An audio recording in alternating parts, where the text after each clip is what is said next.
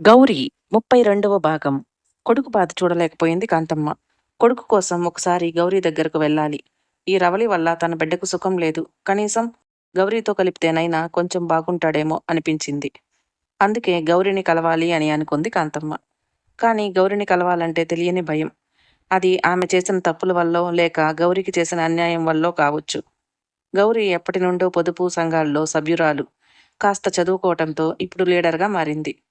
ఆ రోజు ఆ పని మీదే బ్యాంకుకు వెళ్లటం కోసం ఆటో కోసం ఎదురు చూస్తుంది. అక్కడే ఆ ఊరి వాళ్ళందరూ పాలమ్ముతున్నారు. ఉదయం ఎప్పుడో అయిపోవాలి ఆ పాలు. కానీ ఆ రోజు ఆ పాలు కొనే అతను రాకపోవటంతో అందరూ ఎదురు చూస్తూ ఉన్నారు. ఇక అతడు వచ్చే అవకాశాలు లేవని అక్కడ ఉన్న వాళ్ళు అనుకుంటూ ఉన్నారు. ఆటో రాకపోవటంతో వాళ్ళ మాటలపై దృష్టి ఉంచింది గౌరి. అప్పుడు ఒక అతను మాట్లాడుతున్నాడు. ఈ పాలు తీసుకెళ్లే అతను రాకపోవటం ఈ నెలలో ఇది 5వసారి. ఇన్ని పాలు వృధా పోతున్నాయో. వాళ్ళకేం వ్యాపారం చేసుకునేవాళ్ళు, వాళ్ళకేం నష్టం ఉండదు. కానీ మనం రైతులం. ఇలా అతడు వస్తాడేమో అని ఎదురు చూస్తూ ఇక ఈ పాలను ఏమీ చేయలేక వృధాగా పడబోయాల్సిందే. వీటిని మనం నిల్వ చేయలేం కదా. రానన్నప్పుడు ముందే చెప్పొచ్చు కదా అన్నాడు అతను. మనమే పట్టణానికి వెళ్ళి అక్కడ ఒక దగ్గర అమ్ముకునే వాళ్ళం అని చాలా బాధపడుతూ ఉసూరుమంటూ వెళ్ళిపోయాడు. ఆటో వచ్చింది. ఆటో ఎక్కి కూర్చుంది గౌరీ. అక్కడ పల్లెటూరులో నుండి అలాగే పాలన్నీ సేకరించి ఒక పాల కేంద్రంలో వాటిని పాల ప్యాకెట్ల రూపంలో మార్చి వ్యాపారం చేస్తారు ఆ కంపెనీ వాళ్ళు. కానీ రైతుల దగ్గర మాత్రం తీసుకున్న స్వచ్ఛమైన పాలు మాత్రం ఆ ప్యాకెట్లలో ఉండవు. 1-2 సార్లు చూసి వాటిని వాడటమే మానేసింది గౌరీ. ఇంత స్వచ్ఛమైన పాలు రైతుల దగ్గర నుండి దొరుకుతున్నప్పుడు వాళ్ళు అలా ఎందుకు చేస్తున్నారు అని ఆలోచించింది. ఇంతలో బ్యాంకుకు చేరుకుంది. ఆ రోజు డ్వాక్రా సంఘాల లీడర్లందరికీ మీటింగ్. వివిధ గ్రూపుల ద్వారా సభ్యులందరూ ముందుకు వచ్చి ఏదైనా వ్యాపారం పెడితే ప్రభుత్వం సహాయం చేయటానికి సిద్ధంగా ఉంది అనేది సారాంశం. గౌరీ మదిలో ఏదో మెదిలింది. వెంటనే దాన్ని ముందుకు తీసుకెళ్లాలి అని ఆలోచించి ఊరికి తిరిగి వచ్చి వారి సభ్యులతో మొత్తం మాట్లాడింది. ఆ ఊరిలో అలాంటి సంఘాలు గ్రూపులు 10 దాకా ఉన్నాయి. అన్ని గ్రూపుల సభ్యులు ఒకరి దగ్గర చేరుకున్నారు. అందరికీ తన ఉపాయం చెప్పింది గౌరీ. అలా ఒక ఊరే కాకుండా చుట్టుపక్కల ఉన్న 10 ఊర్ల నుంచి అందరు మహిళలు ఒకటయ్యారు. అందరూ కూడా గౌరీ మాటలకు ప్రభావితులయ్యారు. అందరూ కలిసి అన్ని గ్రూపుల నుండి వచ్చిన డబ్బులతో ఒక కంపెనీని నెలకొల్పారు. ఇందులో మోహన్ సహాయం కూడా తీసుకుంది గౌరీ. మోహన్ ఆటో తోలటం మానేశాడు. పాలు సేకరించడం మొదలుపెట్టాడు.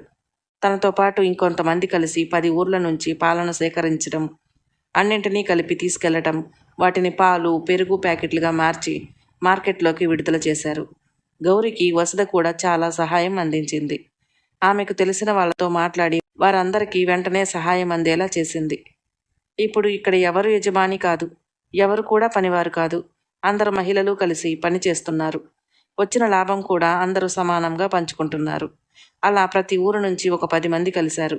అలా ఆ వ్యాపారం ఎంతో కలిసి రావటంతో గౌరీ దానిని ఆ జిల్లా మొత్తానికి వ్యాపింపచేసింది. గౌరీ డైరీ ఫార్మ్ చాలా ప్రాచుర్యంలోకి వచ్చింది. రాష్ట్రం మొత్తంలో కూడా గౌరీ పాలు పెరుగు అంటే నాణ్యతకు పేరు అన్నట్లుగా మారిపోయింది. గౌరీ ఆర్థిక సహాయం కూడా పూర్తిగా మెరుగుపడింది. ఇక తను డబ్బుల కోసం ఎదుర్కోవాల్సిన పని లేదు. రోజు గడపటం కోసం బాధపడవలసిన అవసరం లేదు. గౌరీ తన సామర్థ్యం అంతా వ్యాపారం నడిపించడానికి ఉపయోగించింది. అందులో నుండి లాభపడ్డ మహిళలందరూ గౌరీని చాలా మెచ్చుకున్నారు.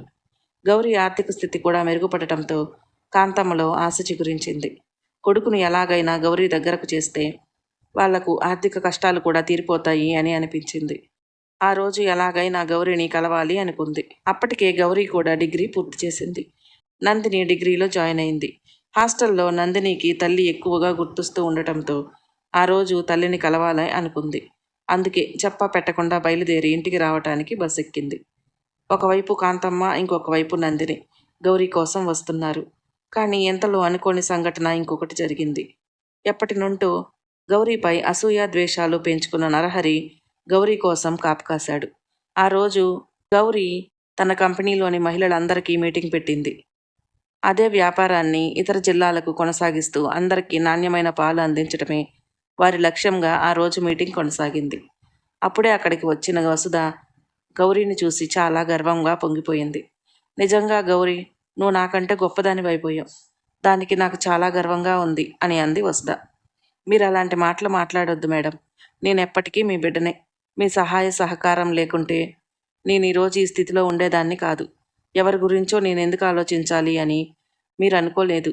నలుగురికి సహాయం చేయాలి అనే మీ మంచి ఆలోచన నా జీవితాన్ని మార్చేసింది అని వసుధని తీసుకెళ్ళి చాలాసేపు వారి వ్యాపారం గురించి మాట్లాడింది. తను చేయాలనుకుంటున్న విషయాలన్నీ కూడా చెప్పింది. అప్పుడు వసుధ, నాకు తెలిసిన కలెక్టర్ ఉన్నారు. ఆయన ఇలాంటి వాటికి వెంటనే స్పందిస్తాడు. నేను ఆయనతో కలవటానికి నీకు అపాయింట్మెంట్ ఇప్పిస్తాను అని చెప్పింది. వసుధ చేతులు పట్టుకుని కళ్ళతోనే కృతజ్ఞతలు తెలుపుకుంది. ఆమె సహాయానికి ఎన్ని వేల సార్లు కృతజ్ఞతలు చెప్పుకున్నా తక్కువే అనుకుంది గౌరి. వసుధ లోపలే ఉండటంతో ఎప్పుడు బయటకు వెళ్ళిపోతుందో అని ఎదురు చూస్తున్నాడు నరహరి. కానీ వసుధ వెళ్ళిపోలేదు. గౌరికి ఇంకొక బాధ్యతను అప్పచెప్పింది. ఆ ఊరిలో ఏ ఆడపిల్ల కూడా చదువుకోకుండా ఉండిపోకూడదు. దానికి గౌరీ సహాయం కావాలి అని అడిగింది. ఇది సహాయం ఎలా అవుతుందమ్మా? మీరు ఎలాగైనా ఇది బాధ్యతగా చేస్తున్నారో అలాగే అది కూడా నా బాధ్యత అవుతుంది. మా ఊరి వారందరూ చదువుకోవాలని మీరు ఆలోచిస్తున్నప్పుడు ఈ ఊరిలో బ్రతుకుతున్నదాన్ని. అది నా బాధ్యత కాకుండా పోతుందా? తప్పకుండా నేను మీతో పాటు నడుస్తాను అని హామీ ఇచ్చింది గౌరి. చాలా సంతోషంగా అక్కడి నుండి వెళ్ళిపోయింది వసుధ. మరోవైపు నందు వస్తూ వస్తూ నందగోపాల్కి ఫోన్ చేసింది. నందిని ఇంటికి వస్తున్నా అనటంతో తనని కలవాలి అనిపించి గోపాల్ కూడా గౌరీ ఇంటికి బయలుదేరాడు. నందిని, కాంతమ్మ గౌరీని కలవటానికి వస్తున్నారు. నందగోపాల్ నందినిని కలవటానికి వస్తున్నాడు. మరి వీరందరి ముందు నరహరి చేయబోయే పని బయటపడుతోందా? నరహరిని గౌరీ ఎలా ఎదుర్కోబోతుందో మరో భాగంలో తెలుసుకుందాం. మన వీడియోలు మీకు నచ్చినట్లయితే ప్లీజ్ లైక్ చేయండి, షేర్ చేయండి, సబ్స్క్రైబ్ చేసుకోవటం మాత్రం మర్చిపోకండి. Thank you.